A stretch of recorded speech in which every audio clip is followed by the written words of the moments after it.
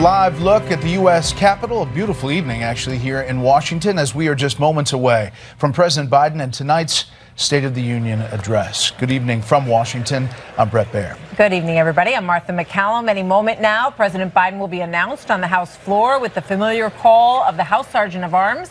He will make his way down the aisle, greeted by lawmakers all along the way. There you see Mitt Romney talking to Joe Manchin. Seems like they're pretty engaged in some conversation. A lot of that happens on the sidelines as you have a lot of lawmakers waiting a long time in the chamber. A lot of folks, expressing themselves different ways. Republicans, some of them wearing buttons about the border, others dressed in white on the Democratic side in solidarity. Let's set the stage now with White House correspondent Peter Doocy with a preview of the president's speech. Good evening, Peter.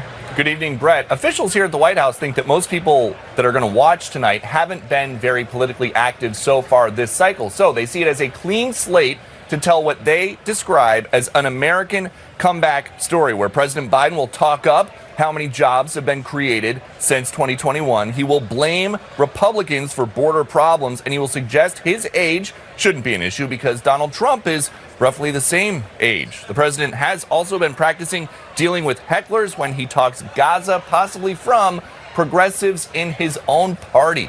Brett. Okay, we're waiting for President Biden to get into position. Peter, thank you. We have the walk down, and they've timed all of this out, but we also have the walk out after the speech. We expect this speech to be about an hour, but with applause lines, you never know. A State of the Union address. I do know who knows. Dana Perino has been around the block. She's co-anchor of America's Newsroom, co-host of The Five. Harold Ford Jr., former Tennessee congressman, co-host of The Five. John Roberts, not co-host of The Five, co-anchor of America Reports and Fox News chief political analyst Britt Hume joins us remotely. Britt, we've covered so many of these. What do you think about tonight?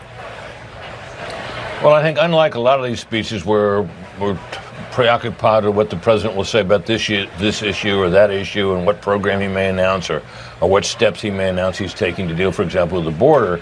What the big focus tonight really is on his demeanor, how he seems. Does he seem energetic and authoritative, and will he be smooth and polished?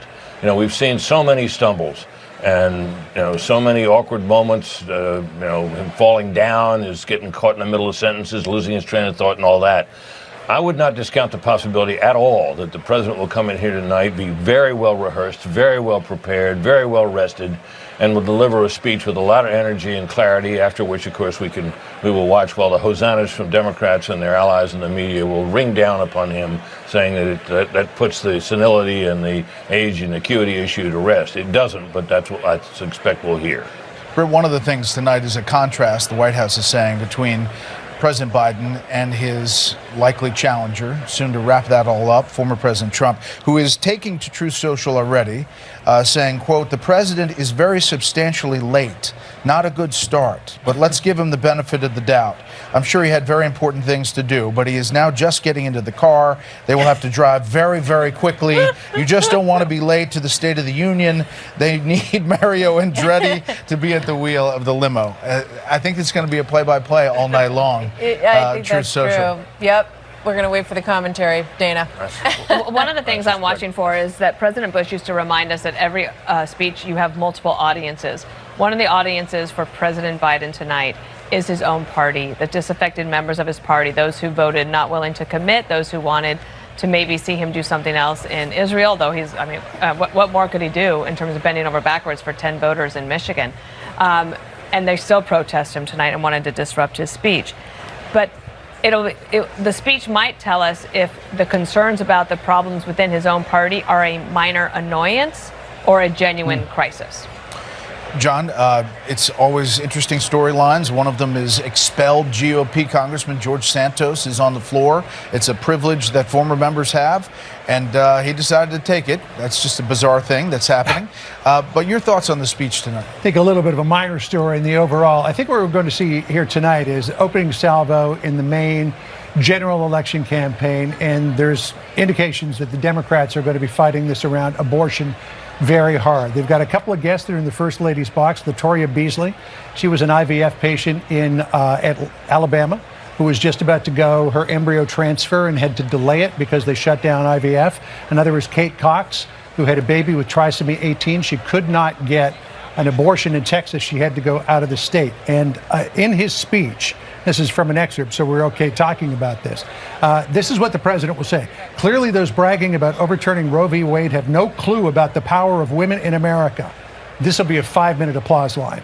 But they found out when reproductive freedom was on the ballot and won in 2022, 2023, and they will find out again in 2024. So while the Republicans may be putting immigration front and center, watch for the Democrats to put Roe v. Wade and the president's pledge, if he gets a second term and they get Democratic Congress, to instill federal protections for abortion. Harold Ford Jr., it's an issue that he doesn't like to talk about a whole lot, President Biden, but he is basically wedged into having to speak about this tonight. He doesn't usually use the word abortion when he talks about it. He's a Catholic, all of those issues around this, but it is something that he needs to dig into this issue. It's one of the contrasts you speak of between the two parties. I think overarching in all this, people around the country, Americans are fed up with the rancor, with the division. The most recent congressional election saw a Democrat elected, Tom Suozzi. You mentioned George Santos was in his district that Suozzi was elected. And he's come on shows all across this network saying people want us to work together. I hope President Biden tonight, we've said it all along, be cheerful, not contentious. Be optimistic, not ominous. Be an American. People want their president to talk about how we're going to get things done. And finally, to those in the chamber, as someone that had the blessing and the privilege to serve in that chamber, I hope members of Congress and chamber guests show the respect the presidency deserves, show the respect the country deserves. Let's not deal with the gimmicks and some of the outbursts. Let's let this speech play out and let Katie Britt give her speech. And if President Trump wants to respond afterwards, we'll let him do that as well. It's a great point. I mean, people do look to these speeches. They are opportunities to lift up the country. And what we see in these numbers, 70% think the country is going in the wrong direction. It's really astonishing how down people are, down about the economy, very down about what's going on at the border. They feel like there's a loss of control in the country. And so, we talk about the low bar of just getting through the speech, but Dana, there is an opportunity here if he seizes it and is able to do it. I think that the low bar, it's interesting that you say that because the mood in the country is pretty dark. And I feel like, in a way, people have sort of tuned out Washington. They don't think it's going to help them. They don't see or hear from Washington like how things are going to get better for them. And also the chaos that President Biden talks about when the Trump years. I think that when you see people say, 72% of people say the country's going in the wrong direction, that's because they feel like their lives are chaotic now. Let me bring in former House Speaker Kevin McCarthy. He joins us. Mr. Speaker, you've been in this position. You've been in that chair behind as the president delivers speeches. You have to control your facial remarks and how you react to things. Your thoughts on this night? Do you miss this moment? Yeah, I've missed any opportunity to be there. It's a unique moment because for members themselves, it's such a great privilege, but very seldom do you get the House and Senate, you get the cabinet members, you got the Joint Chiefs, you got the Supreme Court. So it's a time to interact with one another. The part that the listeners and the viewers really don't know is whatever somebody says in that chambers you can hear, but you don't get a pickup on television. When you sit behind the president, it's actually hard to hear him when he speaks there. And it is a moment in time for whoever's president to really have a bully pulpit, to lay out and speak to the American public. Now, if I'm going to talk to my former members of the Republican conference, I would say don't take the bait if he wants to say something negative to get you to react. Be polite, listen to it and go through, because that never plays well on television. And what's interesting, before this night starts, there'll be a whole group of Republicans and Democrats who will go greet the president beforehand in the chambers to the side and escort him in. And then as the speech begins, you'll see whether he's going to lay out. And this is an election year, so I know this is going to be an election speech with election guests. And for Republicans, listen, be respectful, and get through it. You see Senator Mark Kelly there, and in the distance, the Chief Justice and Justice Sotomayor. Interesting that obviously in the background of all of this are the legal cases, some of them at the Supreme Court, including immunity, that will be decided soon. I think we have the First Lady, Jill Biden, arriving. Jill Biden arriving in the chamber, and she is joined, as John pointed out before, by two women who have had experiences with IVF and with abortion. Also, a cancer nurse is joining her this evening. Several guests. I mean, this whole tradition used to be maybe one or two people. Now the list from the White House is about 20 people long. There's Nancy Pelosi, the former Speaker of the House. Hard to say how much of an impact these guests have, but let's listen in.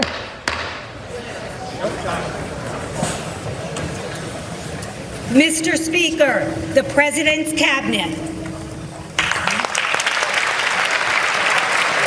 And so the cabinet walks in. Speaker McCarthy, we see Secretary Blinken, and behind him Secretary Austin, the Defense Secretary, who obviously had all of the controversy about not telling the president when he was in the hospital. So this cabinet's been a lot around the block here with a number of different controversies, but they're also dealing with war in Ukraine and Israel. How much of this speech do you think is going to be aimed at the goals of the election and laying out a vision for his next term? I think it's going to try to be talking to his own base. He wants to motivate them to get behind him, because that is a place that the President Biden currently has a real problem with. He wants to talk about successes, and it would be smart of him to talk about where they can work together. This is the one chance to have a very big audience in America, to control exactly what you're going to say without being asked a question, and to lay out why you deserve to be reelected again in the process, and what have you achieved. You know, this election's different. When he ran for the office, it was open. Now it's a report card on the job that he has done. So he's going to try to check off and say, I kept this promise, this promise, this promise. And if you elect me again, this is further where I'll be able to go. Speaker McCarthy, Pete Buttigieg entering the room. We just saw Dennis Sullivan, the Veterans Affairs. He had a difficult week over the famous World War II kiss photograph, which some underling had hoped to cancel from all of the VA hospitals and get rid of that photo. There's Mayorkas, obviously the man who is in charge of the Department of Homeland Security. And here's the next message from former President Donald Trump. There's nothing he can say tonight that can absolve him from letting 15 million people into our country illegally. He'll probably blame me, but I have the safest border in the history of our country, so that won't go very far, he says. All kinds of different numbers over how many people have gotten into the country. That one is a very high number. One of the cabinet members is always the designated survivor. It's not Kiefer Sutherland and that show. It is the Education Secretary Cardona tonight, who is not in the chamber in case, continuity of government someplace else. We're going to wait as the cabinet members come through here, and then we will get the announcement from William McFarland, House Sergeant at Arms. I want to bring in the panel. Harold, your thoughts on this night as we're setting the table here. The former president is right. The president is behind schedule here. Usually these things are to the minute. But this is a big moment for President Biden. Look, sheepishly, President Biden may be saying, look, everybody thinks I'm old. They joke about how I go to bed early. Well, I'll show them. I'll show up a little late. I'll speak a little longer, and I'll stay in the chamber a little longer than some do. I think we've all framed it right. He's got a couple things that he can deal with. He can talk about the issues, and he can talk about the things he wants to do. The one thing he can't do is reverse his age. So he's got to show strength tonight. He's got to show he's in command tonight. And he, too, can't be baited by some of the things some in the chamber may say and how they may heckle him. I think he's going to be up to the task tonight. The bar is a little low for him, or should say lower than it is for most presidents. So I think he'll exceed it. And I think what Speaker McCarthy was saying, he's got to not just reach out to the base. He's got to show he's seeking answers and not acrimony. And as someone in this panel says quite well, he's got to seek a little common ground on some of the important issues. If he's able to express that, it'll be a big success for him tonight. Well, one area we'll where see. common ground would be very helpful is on the border, John Roberts. And we heard earlier today that we shouldn't expect any executive order, that he won't pull the levers that are at his disposal as President of the United States to do remain in Mexico, to end catch and release. He's not going there, it appears. He's standing by his proclamation that he's done all he can and that there's nothing else he can do, whereas, anybody will tell you. President Trump got the lowest immigration numbers in recent history, pretty much totally through executive order. And Brett, I think somebody is watching, because we mentioned a second ago that the Democrats are going to fight this election on abortion. Republicans are going to try to fight it on immigration. Donald Trump just put out on Truth Social, there's nothing he can say, Biden, that could absolve him from letting 15 million people into our country illegally. He'll probably blame me, but I had the safest border in history. You know, So if the former got their president wants to chance. call in, we're happy to put him instead of reading the Truth Social posts. He just might. Yeah, he may just might. Yeah, exactly. Hey, Britt, But it's an yeah. indication that, it's going to be immigration against abortion, I think, is some of the main issues. Britt, a lot of it is how this is delivered, because there's so many stories about, his age and what things look like. What about that thing that Harold talked about, the low expectations, the low bar that's essentially set? I think there has been a low bar set by what we've all witnessed. And I don't think it'll be hard for the president to clear it. And he will be greatly aided, I think, in terms of how the public reacts if Marjorie Taylor Greene, who has already said, I think today to us here at Fox that she feels that decorum is not an issue because decorum was broken by what Joe Biden did on this, that, and the other thing. And of course, she yelled at him the last time he was in the chamber, and she or someone else on the Republican side might do that again. And I don't think it'll go down well with the audience if any Republican does that or anybody does that, and it will probably be of help to him. Yeah, last time he felt that he parried quite well with Marjorie Taylor Greene. She was bringing up, he basically accused Republicans of wanting to get rid of Social Security and Medicare. She called him a liar in that moment, and here we go. Mr. Speaker, the President of the United States.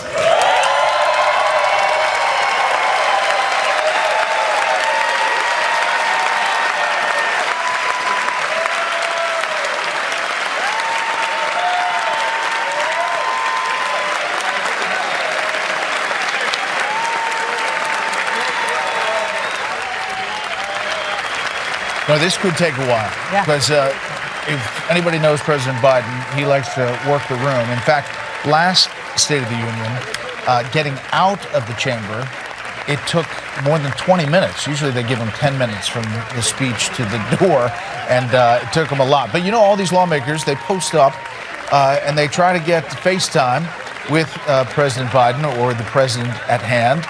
Both parties trying to get a word in and a moment. Let's see if we can listen in for a second.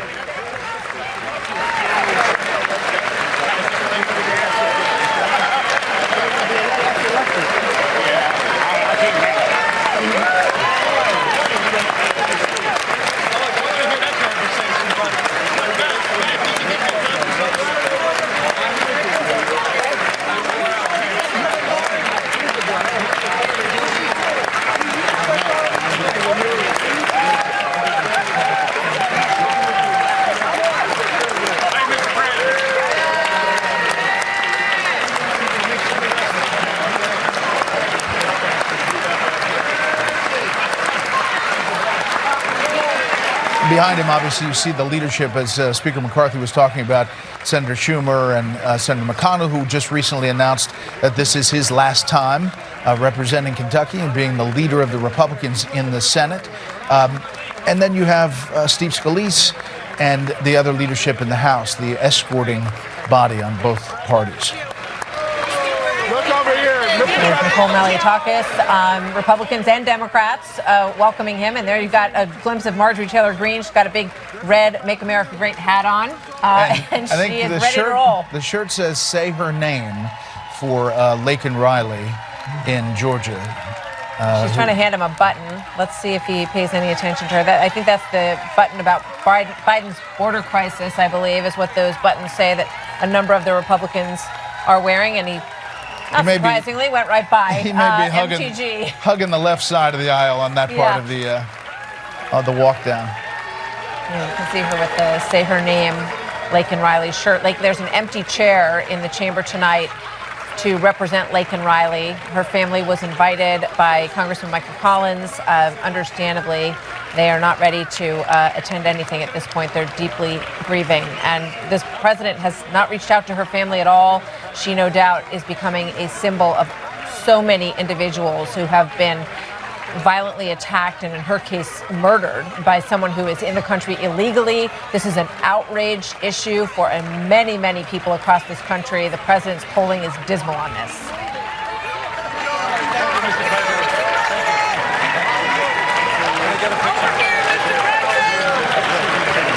That's Tom Suozzi, the new congressman who took George Santos' seat in Long Island.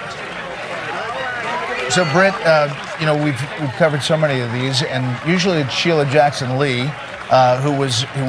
Yes. There she is. Look, even as I called her name out. Right on cue. Right there, posted up. You've seen her there many times, Britt. Yeah, I haven't. It's an amazing moment because you see these politicians just without any hesitation, just reaching over, leaning in, touching the president, looking for a moment on national television where they can be seen in proximity to the president. It all may look a little bit craven, or weak at least, but they all, look at them all. They all do this. This has been going on as long as I can remember. Dana? The president looks in pretty good form tonight, it seems. Again, and that's why I say that this is set up for a president to have success. I mean, those speeches written for you by a team of professionals. You have a chance to practice it for several days, and everyone's excited to see you. So he's enjoying that moment. The one thing I do want to mention, though, is as you see the cabinet file in, I don't know if this is. This is the least cohesive cabinet that I have seen in the time I've been covering these things. I believe that they've only had fewer than 10 cabinet meetings during his administration. And you think of all the problems that they have, like on the border or on education, or even when it comes to natural disasters. Why not call them all together? They're ready-made for the media, and they're all there for him, and I'm sure that they would take issue with what I'm saying, but you just don't ever see them actually utilized. It's a great point. I mean, I remember when President Trump was in office, he would often have those sort of open events where all the members of the cabinet were sitting at the table. They would take questions, he would take questions, very freewheeling with press in the room. We haven't seen that.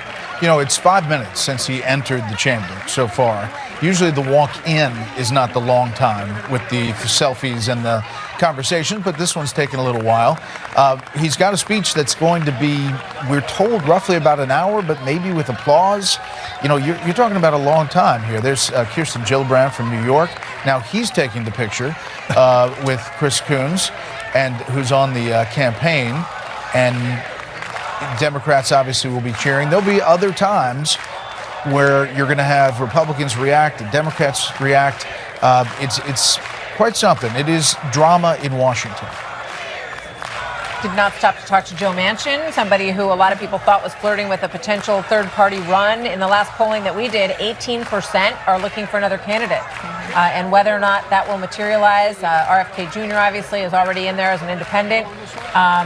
He chatted with Manchin just a bit, and he's sitting with Mitt Romney, which is obviously Republican and Democrat, sending a signal there. Speaker McCarthy is still with us. You've watched presidents walk down this aisle. Final thoughts before we get to the speech and what you think this is shaping up to be as he shakes the hands of the Supreme Court and the chairman of the Joint Chiefs there.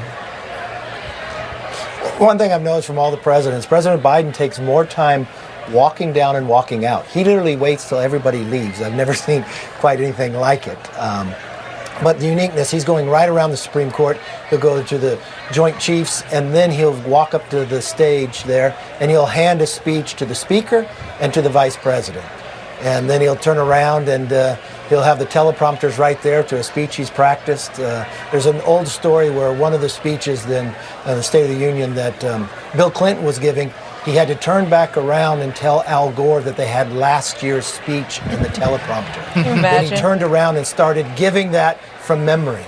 I mean, it's a nerve-wracking. When you sit in that position and you look out, the room is very small, even though it looks big on TV. And it gets a little nerve-wracking at that moment in time, but you do command a great deal of presence standing there. Yeah, and just speaking of speeches, obviously the moment when Speaker Nancy Pelosi ripped up President Trump's speech after that was one moment that was remembered after one State of the Union. You're seeing him there. That will never happen again. That will never happen again. Bernie Sanders. I thought I got to keep the speech. And you didn't. It was in a few pieces. No, they take it back from you. They give you a very nice folder. I thought I'd get that for history. I thought I'd be able to keep the speech for history. No, it's all taken from you. Yeah. Well, I don't think they didn't take the ripped up speech, I don't think. I think they threw that one away. Yeah, that was a remarkable I think they put moment. it back in the archives. As he makes his way to the podium there, he will hand, as mentioned, the speech to Speaker Johnson. new relationship here between the two. And to Vice President Harris.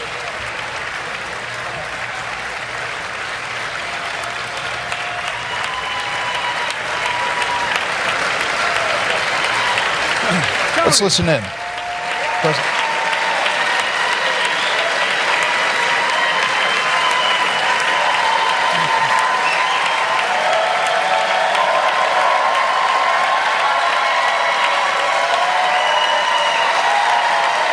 Thank you.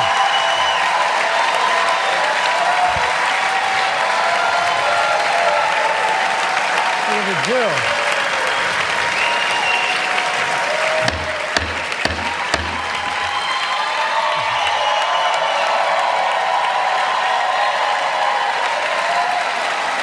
Good evening.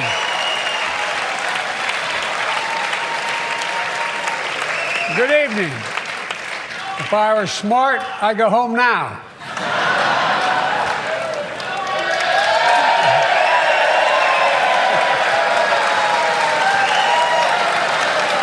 Mr. Speaker, Madam Vice President, members of Congress, my fellow Americans, in January 1941, Franklin Roosevelt came to this chamber to speak to the nation, and he said, I address you at a moment unprecedented in the history of the Union. Hitler was on the march. War was raging in Europe. President Roosevelt's purpose was to wake up Congress and alert the American people that this was no ordinary time. Freedom and democracy were under assault in the world. Tonight, I come to this same chamber to address the nation. Now, it's we who face an unprecedented moment in the history of the Union. And yes, my purpose tonight is to wake up the Congress and alert the American people that this is no ordinary moment either. Not since President Lincoln and the Civil War have freedom and democracy been under assault at home as they are today. What makes our moment rare is that freedom and democracy are under attack both at home and overseas at the very same time. Overseas, Putin of Russia is on the march, invading Ukraine and sowing chaos throughout Europe and beyond. If anybody in this room thinks Putin will stop at Ukraine, I assure you he will not.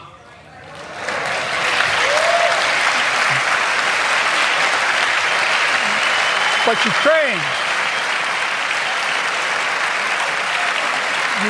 can stop Putin.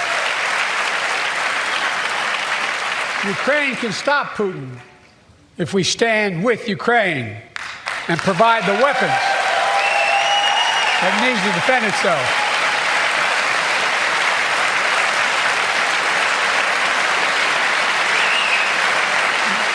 That is all Ukraine is asking. They're not asking for American soldiers. In fact, there are no American soldiers at war in Ukraine, and I'm determined to keep it that way. But now, assistance to Ukraine is being blocked by those who want to walk away from our world leadership. It wasn't long ago when a Republican president named Ronald Reagan thundered, Mr. Gorbachev, tear down this wall.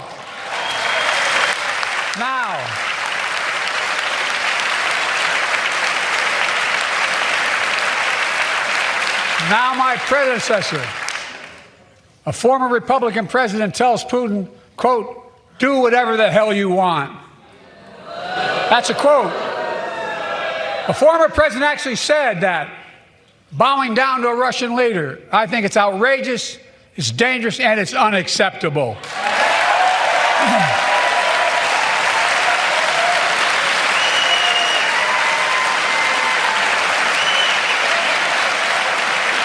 America is a founding member of NATO, the military alliance of democratic nations created after World War II to prevent war and keep the peace. And today, we've made NATO stronger than ever. We welcomed Finland to the alliance last year. And just this morning, Sweden officially joined, and their minister is here tonight. Can they stand up?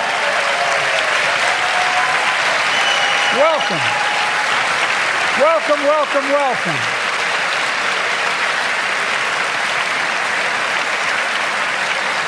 And they know how to fight. Mr. Prime Minister, welcome to NATO, the strongest military alliance the world has ever seen. I say this to Congress, we have to stand up to Putin. Send me a bipartisan national security bill. History is literally watching. History is watching. If the United States walks away, it will put Ukraine at risk. Europe is at risk. The free world will be at risk, emboldening others to do what they wish to do us harm. My message to President Putin, who I've known for a long time, is simple. We will not walk away.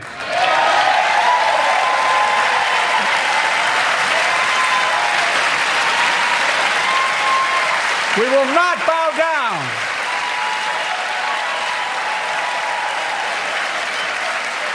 I will not bow down. In a literal sense, history is watching. History is watching. Just like history watched 3 years ago on January 6th, when insurrectionists stormed this very Capitol and placed a dagger to the throat of American democracy. Many of you are here on that darkest of days.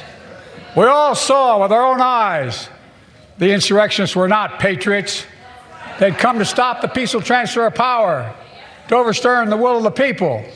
January 6th lies about the 2020 election and the plots to steal the election posed a gravest threat to U.S. democracy since the Civil War. But they failed. America stood.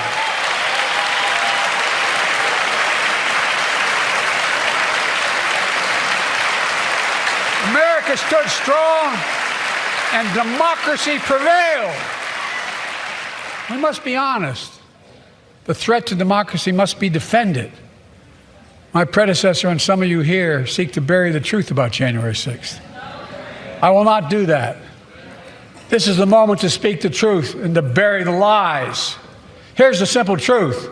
You can't love your country only when you win.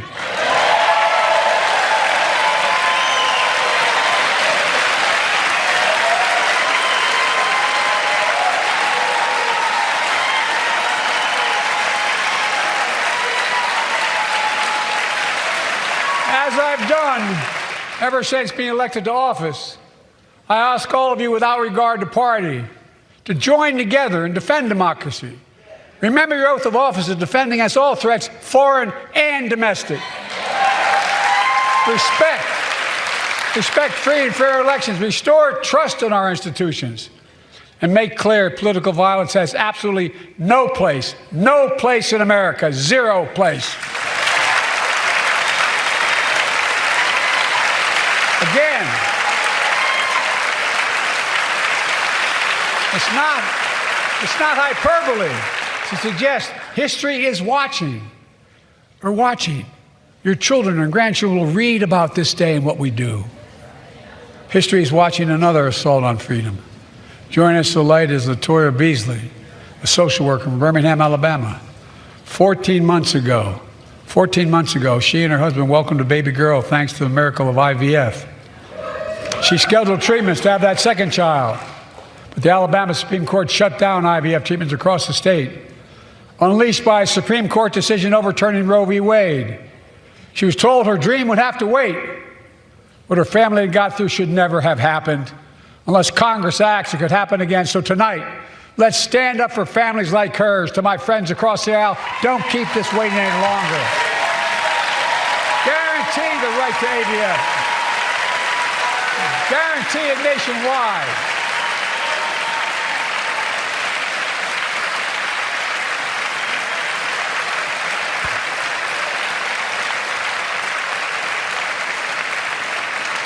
Like most Americans, I believe Roe v. Wade got it right. I thank Vice President Harris for being an incredible leader, defending reproductive freedom, and so much more.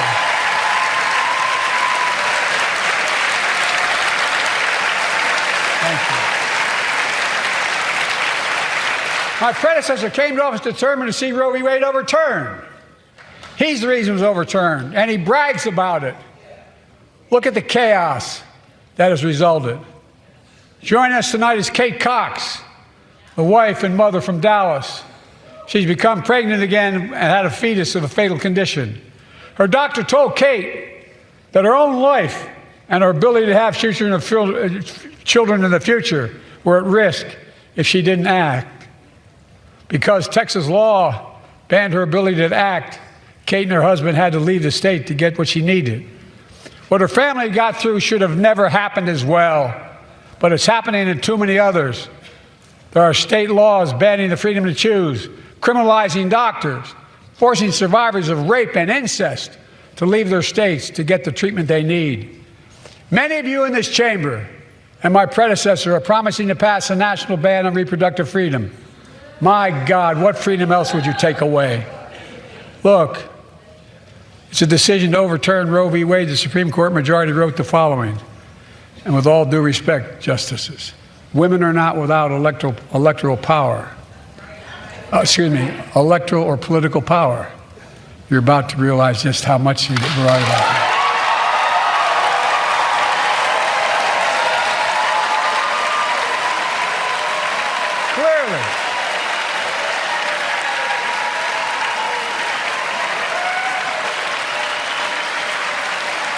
Clearly, those bragging about overturning Roe v. Wade have no clue about the power of women. But they found out when reproductive freedom was on the ballot. We won in 2022 and 2020, and we'll win again in 2024.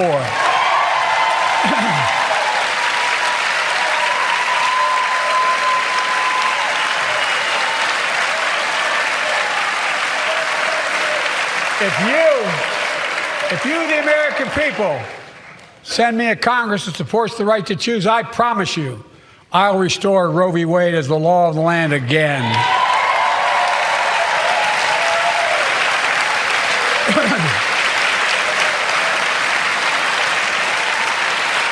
Folks, America cannot go back. I'm here tonight to show what I believe is the way forward, because I know how far we come. 4 years ago next week, before I came to office, the country was hit by the worst pandemic and the worst economic crisis in a century. Remember the fear, record losses. Remember the spikes in crime and the murder rate, raging virus that took more than 1 million American lives, of loved ones, millions left behind. A mental health crisis of isolation and loneliness. A president, my predecessor, failed the most basic presidential duty that he owes to American people, the duty to care.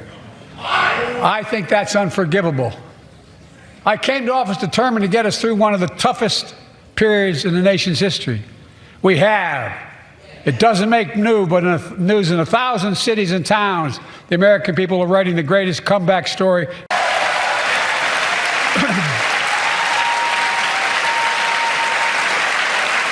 So let's tell the story here. Tell it here and now. America's comeback is building the future of American possibilities, building an economy from the middle out and the bottom up, not the top down, investing in all America, in all Americans, to make sure everyone has a fair shot, and we leave no one behind. The pandemic no longer controls our lives. The vaccines that saved us from COVID are now being used to beat cancer, turning setback into comeback. That's what America does. That's what America does.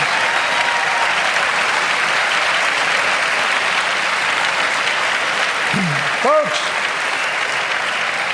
my inherited economy is on the brink.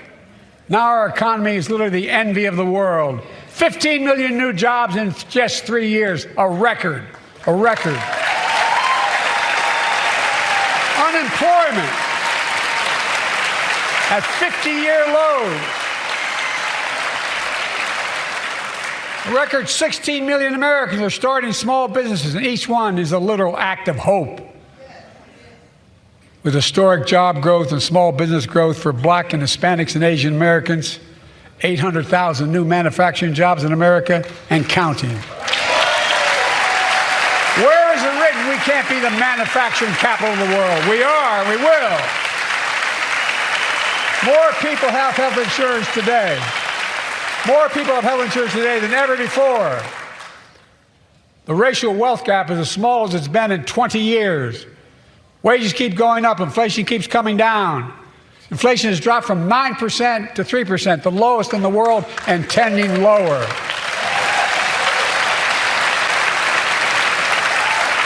The landing is and will be soft. And now, instead of importing foreign products and exporting American jobs, we're exporting American products and creating American jobs. Right here in America, where they belong.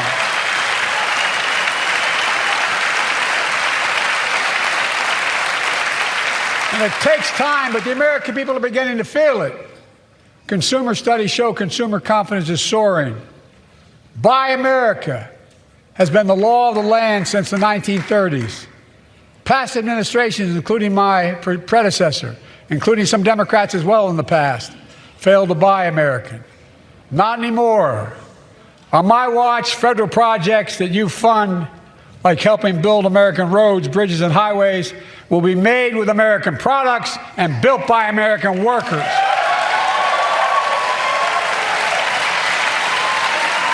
Creating good-paying American jobs.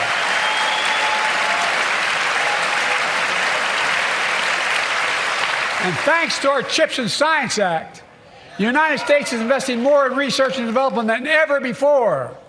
During the pandemic, a shortage of semiconductors, chips, that drove up the price of everything from cell phones to automobiles. And by the way, we invented those chips right here in America. Well, instead of having to import them, private companies are now investing billions of dollars to build new chip factories here in America, creating tens of thousands of jobs. Many of those jobs paying $100,000 a year and don't require a college degree.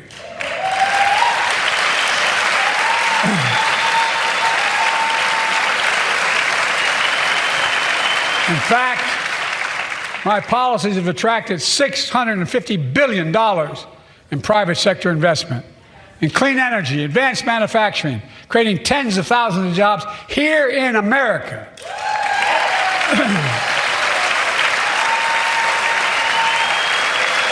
And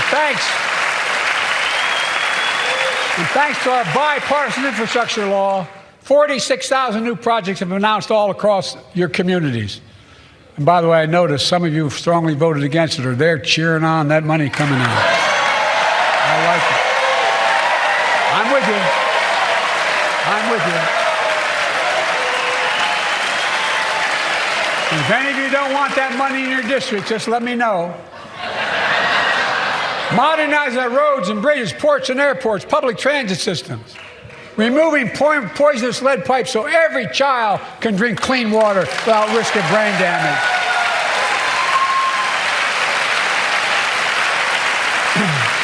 Providing affordable high-speed internet for every American, no matter where you live, urban, suburban, or rural communities, in red states and blue states. Record investments in tribal communities. Because of my investment in the family farms, because I invested in family farms led by my Secretary of Agriculture, who knows more about this than anybody I know, we're better able to stay in the family for those farms and their children and grandchildren won't have to leave home to make a living. It's transformative. The great comeback story is Belvedere, Illinois, home to an auto plant for nearly 60 years. Before I came to office, the plant was on its way to shutting down. Thousands of workers feared for their livelihoods. Hope was fading. Then I was elected to office, and we raised the Belvedere repeatedly with auto companies, knowing unions would make all the difference. The UAW worked like hell to keep the plant open and get these jobs back, and together we succeeded. Instead of auto factories shutting down, auto factories reopening, and new state-of-the-art battery factories being built to power those cars there at the same.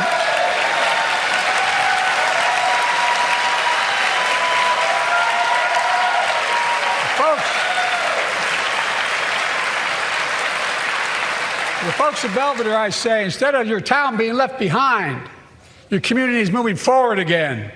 Because instead of watching auto jobs of the future go overseas, 4,000 union jobs with higher wages are building the future in Belvedere right here in America.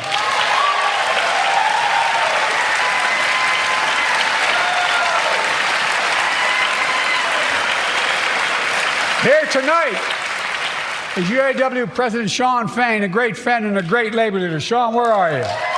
Stand up.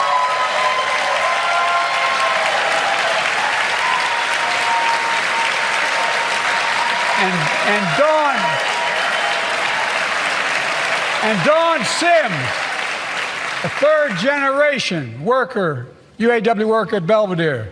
Shawn, I was proud to be the first president to stand on the picket line, and today, Dawn has...